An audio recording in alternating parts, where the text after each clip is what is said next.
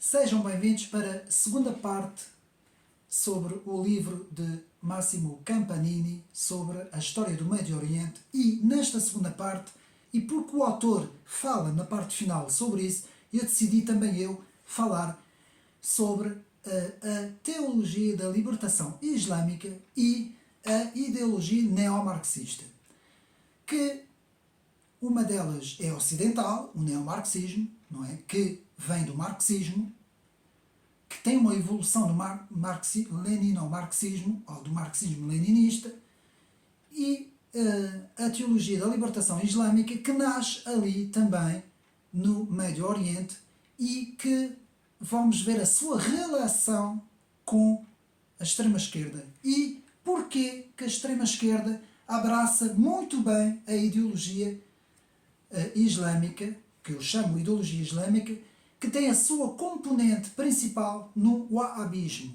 como já vimos no primeiro vídeo, que vem da escola do Hanbalismo, de Hanbal, Mohammed ibn al-Hanbal, e que depois evoluiu com Mohammed al-Wahhab para o wahhabismo. E nós vamos ver também a sua importância e também a importância de Hassan al-Banna na Irmandade Muçulmana, que vai também buscar, portanto, as principais ideias e a importância também de Said Qutb. Portanto, todos esses autores têm uma forma de ver o mundo, digamos assim, vamos falar sobre uma cosmovisão. Portanto, a cosmovisão da ideologia islâmica é praticamente igual à cosmovisão do neomarxismo. As diferenças, se há diferença, ela reside no aspecto religioso. Portanto, é o único aspecto em que há uma divergência entre a teologia da libertação islâmica e o neomarxismo, é no aspecto religioso. O neomarxismo é ateísta, como sabemos, não é religioso, é antirreligioso, é arreligioso, enquanto que a teologia da libertação islâmica é completamente religiosa, não é? É completamente radical em termos religiosos. Então vamos ver o que é a teologia da libertação islâmica, segundo as palavras de Massimo Campanini, que nos diz que tem que ver com a libertação da opressão. Meus amigos, isto agora eu vou tentar explicar isso de forma o mais possível, e aqui vamos entrar num vídeo mais teórico, uma explicação de conceitos que vai pôr aqui teologia e filosofia. E a teologia da libertação islâmica vai se debruçar em alguns conceitos que são muito parecidos ou quase idênticos com o neomarxismo. O neomarxismo que tem, como sabemos, a teoria crítica, não é? Que vem da escola de Frankfurt, que depois vai, portanto, fazer uma evolução no neomarxismo, que vai dar, portanto, as teorias que nós temos hoje, como a teoria da justiça social, e vamos ver como a teoria da justiça social está completamente englobada na teologia da libertação islâmica, e como tudo isso é a mesma coisa, só que, como eu disse, na teologia da libertação islâmica temos uma visão teocrática, enquanto que na teoria neomarxista da justiça social temos uma visão ateísta, mas elas encaixam uma na outra. E vamos ver então, meus amigos, eu vou dar aqui um exemplo, porque eu lembrei-me e vou dar aqui um exemplo. Eu vi um vídeo no YouTube,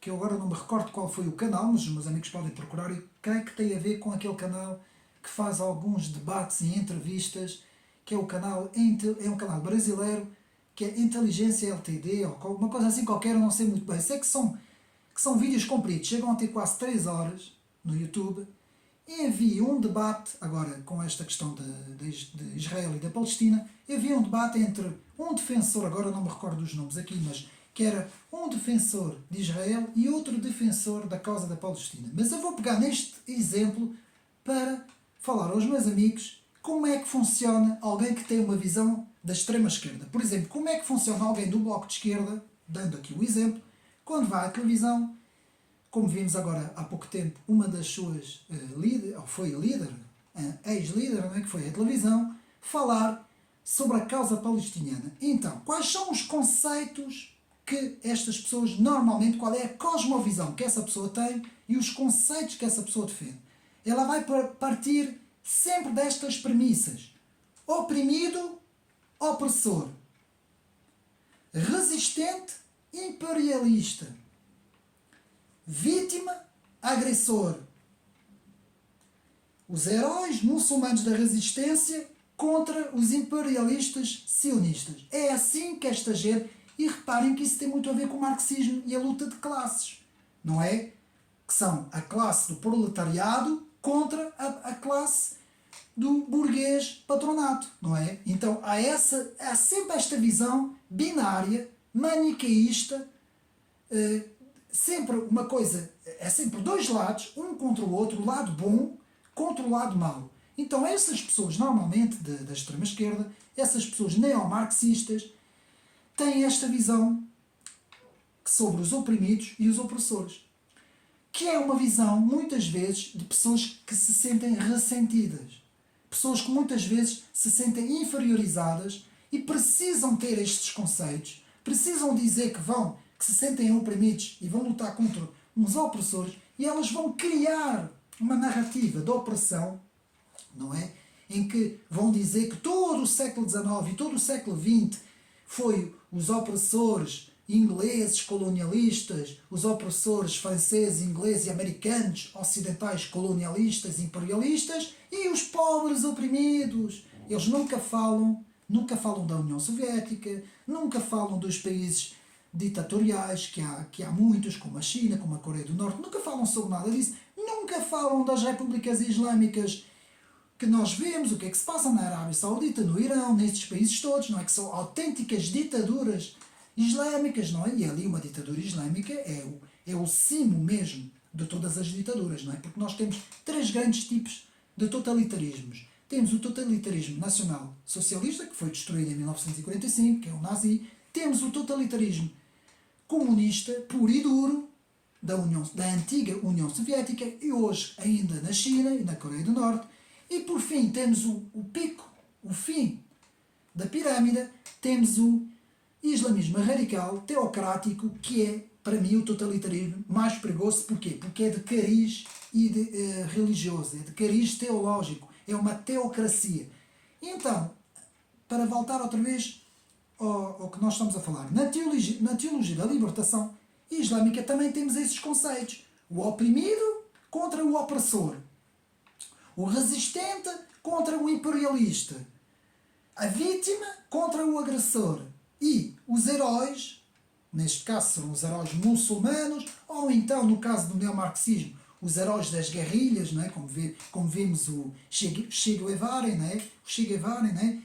Contra os imperialistas yanquis americanos, ou então na Palestina contra os sionistas, yanquis, capitalistas, imperialistas, pronto. E temos esse discurso.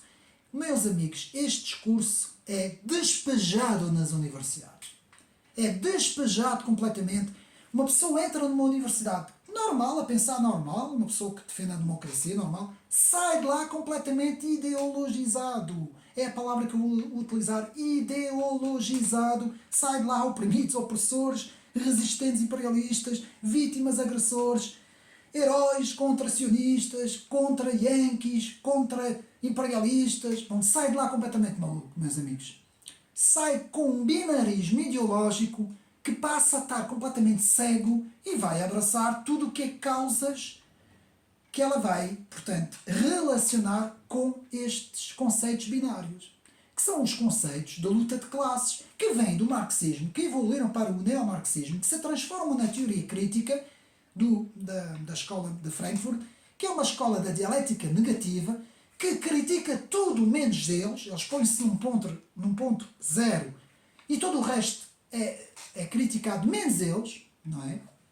E é por isso que é a tal dialética negativa, e que se vai transformar depois na ocupação dos espaços vitais do próprio António Gramsci, não é? Do gramscismo, e que vai evoluir depois para a teoria das minorias, como portanto, portanto, o que se ensina, a teoria da justiça social, e a interseccionalidade, que vai fazer um reagrupamento de todas as minorias oprimidas, de todas as minorias que vão ser resistentes contra os imperialistas, de todas essas minorias vítimas, de todas essas minorias que se vão tornar os heróis dos jovens. Porque isso, jovens de 17, 18 anos, não é? São estes jovens que são vulneráveis.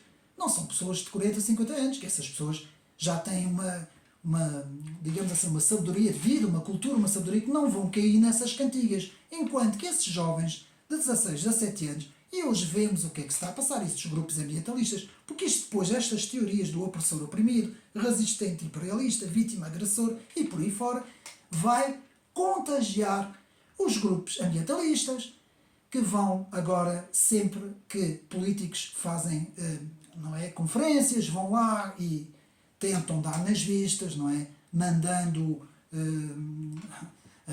bolas com tinta verde ou ovos, ou seja o que for, não é? Tentando sempre fazendo, digamos assim, os tais putos, não é? As tais ações sociais, não é? Reivindicativas.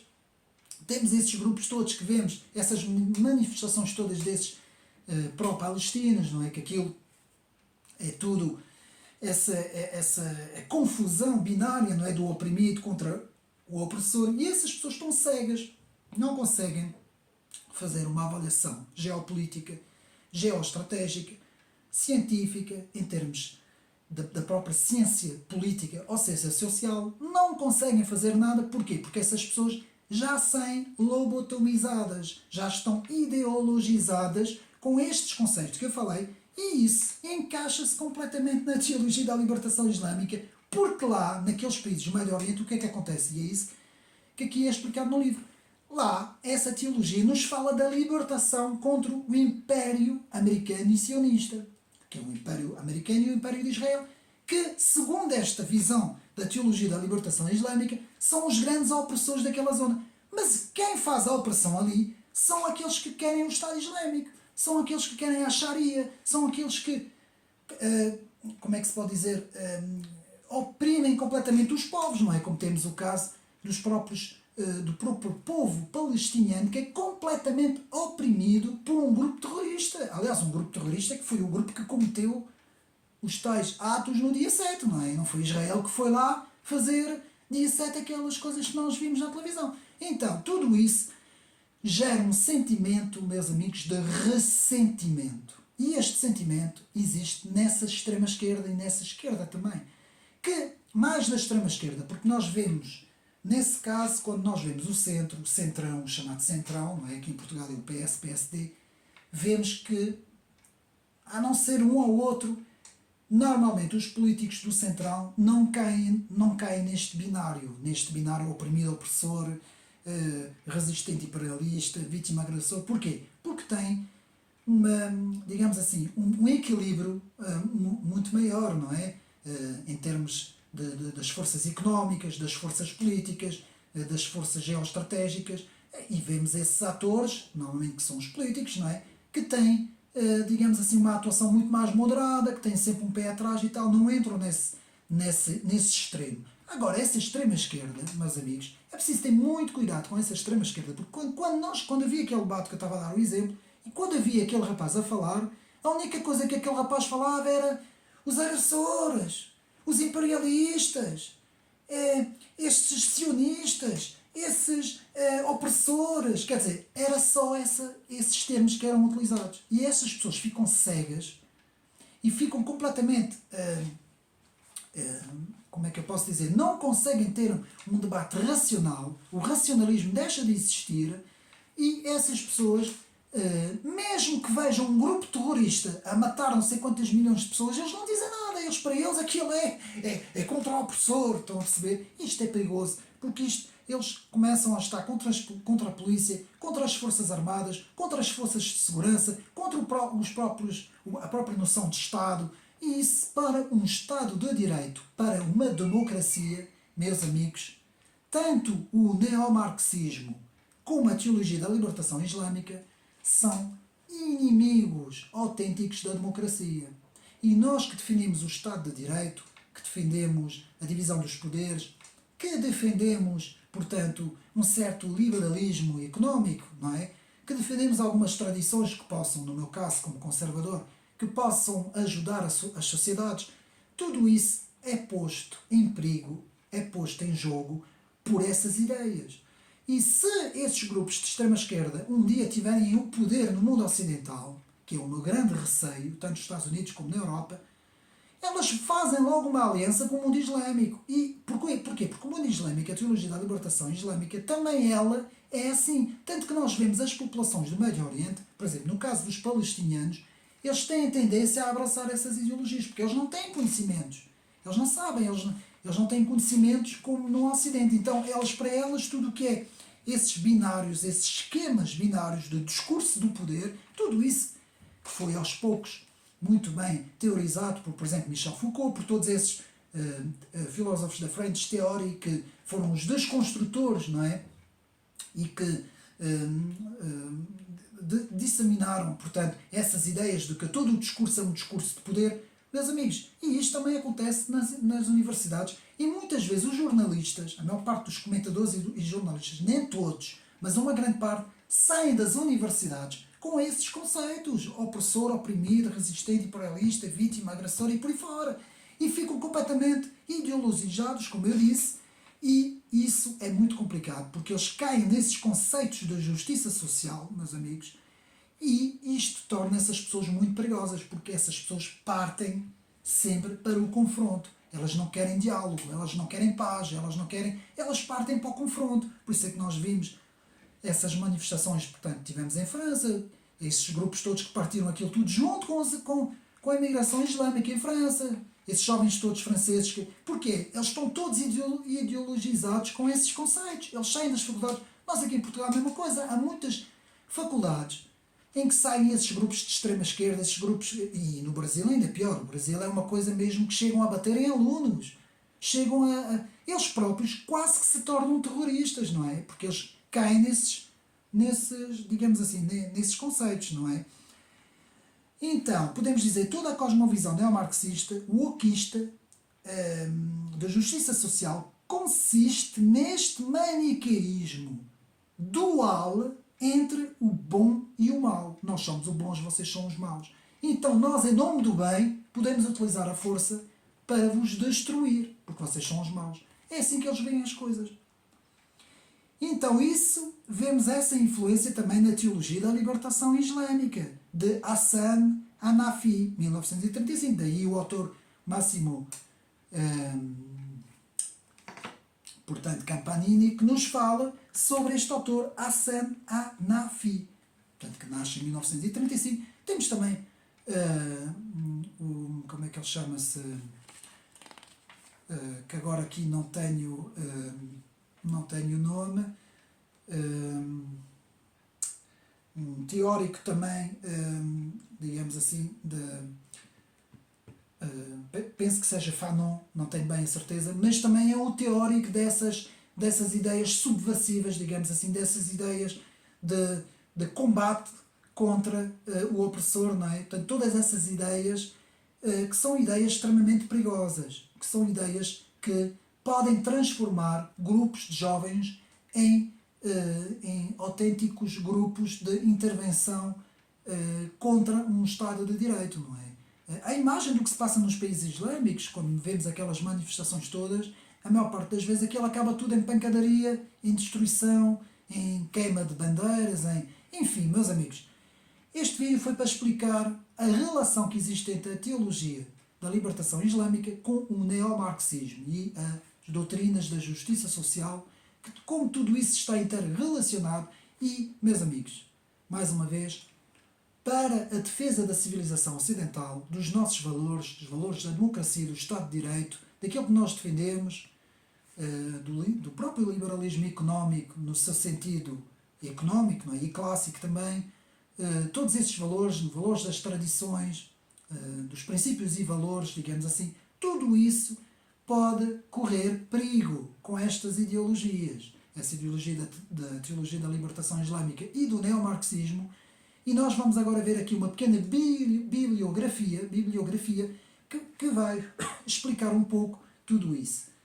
Portanto, temos aqui o livro, não é? O livro que fiz a apresentação dos 2 vídeos de Massimo Campanini, a História do Médio Oriente, em que no fim o autor fala dessa teologia da libertação islâmica que influencia ali os países todos do Médio Oriente. E eu escolhi aqui alguns livros. Vou começar com os livros mais de cariz islâmico e vamos rapidamente ver então isso. Temos então o Islão em Foco, portanto que este livro também me foi dado por uma pessoa ligada ao islamismo e que conhecia muito bem todas essas doutrinas e ideias. Portanto é um livro importantíssimo para quem quer aprofundar e estudar. Meus amigos, a gente só consegue conhecer as coisas se nós as lermos.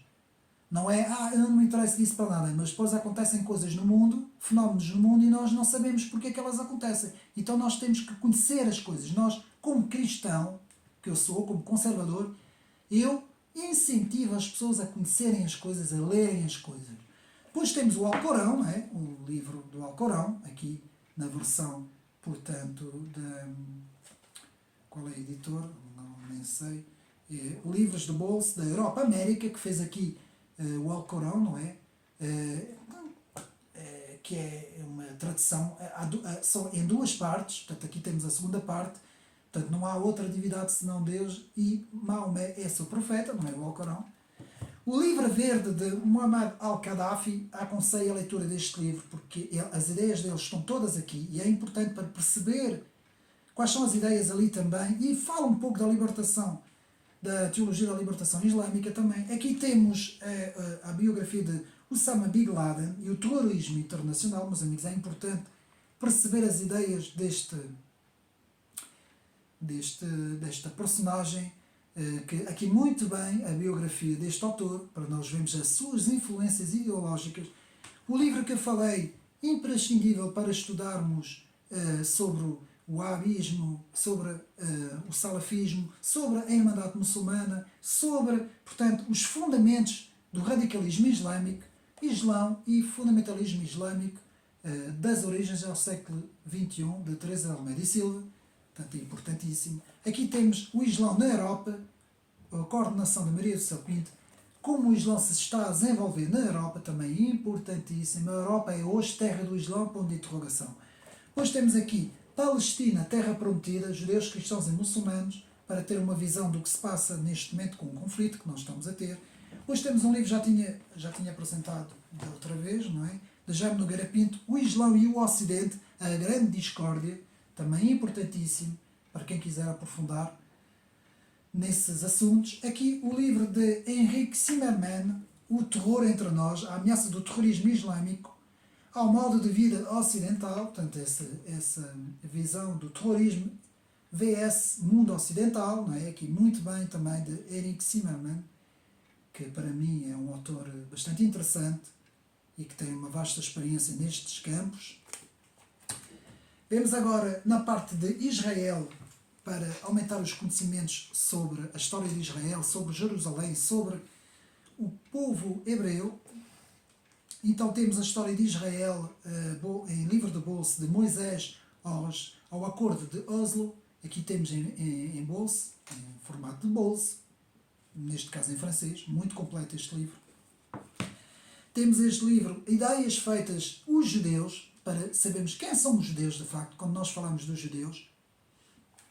Depois temos aqui Israel, prova da fidelidade de Deus, um pequeno opúsculo com todos os versículos agora para os cristãos perceberem de facto que têm que defender Israel. Aqui, Israel, prova da fidelidade de Deus, aqui, muito interessante, um dos livros que me ajudou a fazer estudos bíblicos sobre a nação de Israel, contra a teologia da substituição, meus amigos, que é uma teologia que está errada, meus amigos. Quando vocês ouvem aqueles pregadores que dizem não, Israel não é o relógio de Deus, nada, Israel já foi, já não nos interessa, não caiam nessa, meus amigos. Aqui temos Abraão de Almeida, Israel, Gog e o Anticristo, também sobre as profecias do Novo Testamento, o Apocalipse, e tudo o que vai acontecer, e também do livro de Daniel, de Ezequiel, de Daniel também, não é? Os livros proféticos do fim dos tempos. Aqui temos os livros que eu fiz o último vídeo sobre a grande mentira de David Meir-Levy. Já não vou perder muito tempo porque já fiz o vídeo, não é? Podem ir ver. Aqui Defesa de Israel de John H. não é? Também muito conhecido. Aqui o livro completo sobre a história e o legado dos judeus, para percebermos tudo sobre a história dos judeus, o que é que são os judeus ortodoxos, o que é que são os judeus conservadores, o que é que são os judeus reformistas, o que é que são os hadis, ultra-ortodoxos, porque é que eles opõem-se ao Estado de Israel, não é? Que a grande confusão que vai ali dentro de Israel. Tem aqui o livro completo sobre o legado dos judeus de Abraão ao sionismo, para compreender tudo sobre, portanto, o povo judeu e as suas várias ramificações, que são muitas, meus amigos. Por fim, História de Israel no Antigo Testamento, de Samuel G. Schultz, também um livro importantíssimo aqui para quem quer aprofundar, portanto, a história de Israel. E, mais uma vez, eu mostro o livro dos vídeos, aqui, que eu fiz, os 2 vídeos. Portanto, a história do Médio Oriente, muito completo este livro, de Massimo Campanini. Meus amigos, espero que tenham gostado deste livro, deste vídeo, desculpa, e desses livros também que eu apresentei agora.